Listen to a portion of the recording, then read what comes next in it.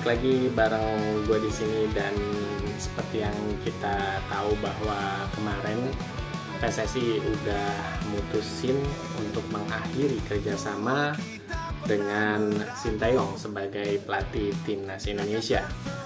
Dan mungkin kalian semua setuju sama gue, ini adalah keputusan yang cukup mengejutkan, yang cukup tergesa-gesa sih menurut gue. Dan mungkin mayoritas pecinta sepak bola atau pecinta timnas Indonesia, supporter timnas Indonesia ini merasa kecewa dan sedih dengan keputusan dari PSSI tersebut. Gue pribadi juga menyayangkan dengan keputusan ini, karena secara pribadi gue ini ingin Sintayong tetap meneruskan kontraknya setidaknya sampai di laga terakhir kualifikasi Piala Dunia 2026 lawan Jepang. Tapi ya, keputusan udah dibuat. Kemarin PSSI sudah menggelar konferensi pers dan Ketua Umum Erick Thohir mengatakan bahwa mereka sudah mengakhiri kerjasama per tanggal 6 Januari 2025 kemarin. Tentu aja ini menjadi hal yang bikin kita semua bertanya-tanya tentang apa sebenarnya alasan dibalik pemecatan tersebut. Dalam konferensi pers kemarin yang kebetulan gue juga hadir, itu dikatakan bahwa Erick Thohir atau PSSI melihat bahwa adanya dinamika yang terjadi di dalam timnas Indonesia, dan juga ada beberapa pemain yang merasa tidak paham ataupun tidak sejalan dengan taktik yang dijalankan oleh Coach Sintayong. Tapi menurut gue ini ya jawabannya cukup normatif dan klise ya. PSSI sendiri tidak pernah membeberkan apa sebenarnya hasil dari evaluasi mereka terhadap perjalanan timnas Indonesia di ajang Piala AFF kemarin yang terakhir, turnamen terakhir yang kita jalanin. Itu nggak pernah ada dibeberkan sama sekali apa hasil evaluasi tersebut. Pak Erick cuma bilang ini ada semacam dinamika dalam tim, dan juga ia mempunyai target besar agar timnas Indonesia bisa lolos ke Piala Dunia 2026. Nah, pertanyaannya sekarang adalah, dengan mengganti Sintayong di tengah perjalanan kita menuju Piala Dunia, apakah ada jaminan bahwa timnas Indonesia akan meraih hasil yang maksimal sepertinggal dari Sintayong? Gue mungkin menyampaikan pendapat yang seobjektif mungkin terkait dengan polemik pemecatan Sintayong ini. Gue mau coba ambil dua contoh klub sepak bola di Liga Inggris, dua klub raksasa.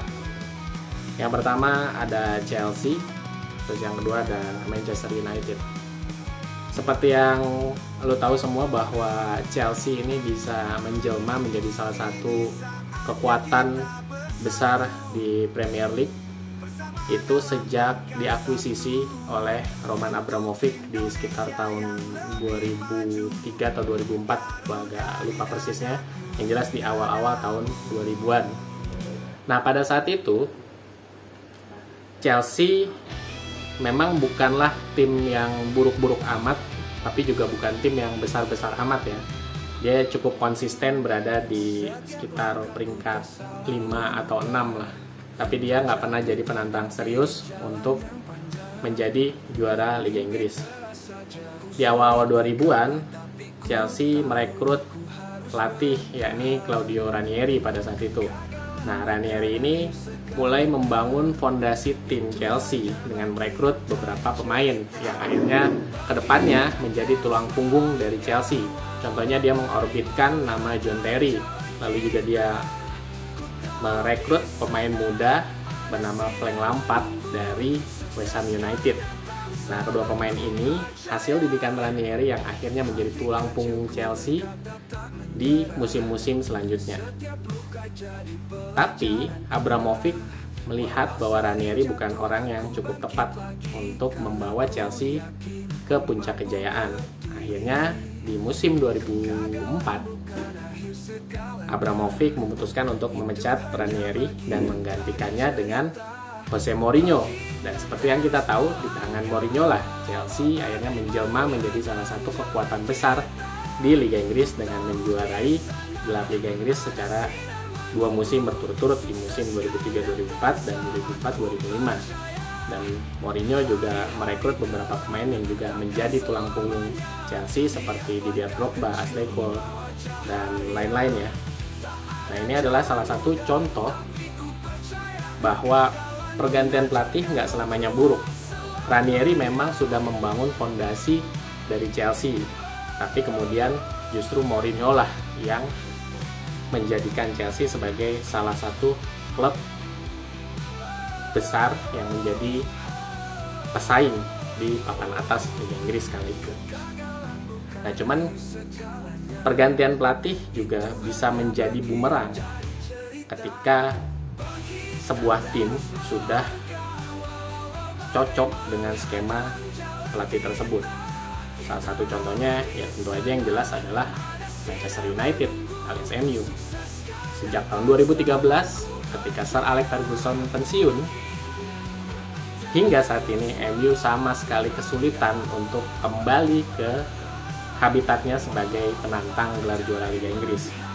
Boro-boro untuk jadi juara Liga Inggris, untuk tampil stabil di papan atas atau tampil stabil lah di setiap pertandingan, itu sekarang MU juga kesulitan.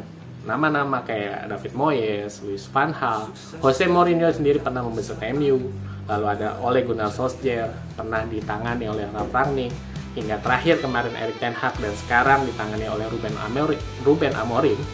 MU sama sekali belum bisa menyamai prestasi yang bergelimangan ketika di zaman Sir Alex Ferguson.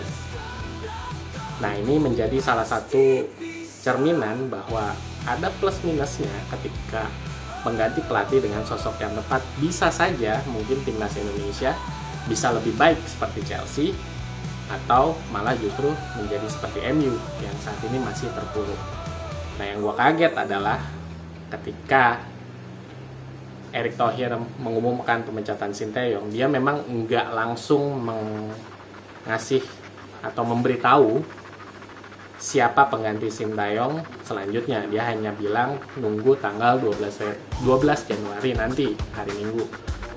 Tapi ternyata pakar transfer yakni Fabrizio Romano udah membocorkan nama Patrick Kluivert sebagai calon pelatih timnas Indonesia selanjutnya. Nah, ini yang juga menjadi pertanyaan dari para netizen, kenapa memilih Patrick Kluivert sebagai pelatih pengganti dari Sinteyong? Karena track recordnya Patrick Kluivert ini nggak bagus-bagus amat. Bahkan di timnas juara cowok pun dikatakan kabarnya Patrick Kluivert juga nggak punya strategi atau taktik yang bisa dipahami oleh para pemainnya. Nah, ini yang membuat netizen bertanya-tanya, kok bisa PSSI ngambil seorang pelatih yang belum jelas CV-nya untuk menggantikan Sinteyong yang udah membenahi timnas Indonesia, bukan lagi memulai dari nol, tapi memulai ini dari minus. Nah, ini yang sama-sama kita khawatirkan. Kalau misalkan timnas Indonesia seperti Chelsea, ya mungkin oke ketika nanti timnas Indonesia bisa meraih poin atau meraih hasil yang maksimal di pertandingan sisa ronde ketiga kualifikasi Piala Dunia, mungkin ini juga menjadi taruhan besar dari Erick Thohir. Kalau Indonesia benar-benar bisa lolos ke Piala Dunia, nama dia akan semakin harum.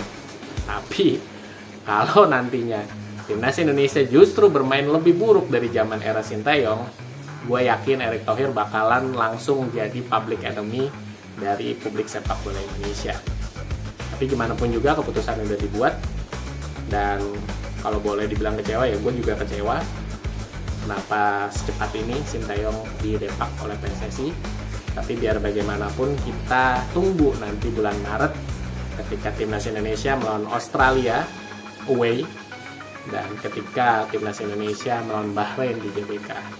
Kita tunggu sama-sama bagaimana racikan pelatih baru, entah benar atau tidak Kluivert yang akan menangani timnas Indonesia, apakah memang bisa menyajikan penampilan yang lebih atraktif dari Sintayong, atau justru malah kita kembali ke era ke belakang. Video ini gue tutup dengan sebuah kalimat yang bisa kita ambil pelajaran dari kasus Sintayong ini, bahwa seberapapun effort lu untuk kerja dan seberapapun prestasi lu yang bisa lu raih di tempat kerja lu, selama atasan lu nggak suka dan selama atasan lu hanya mendengar omongan para penjilat, maka itu nggak akan berarti apa-apa. Jadi kerjalah sewajarnya. Oke, itu aja. Sampai jumpa di video selanjutnya.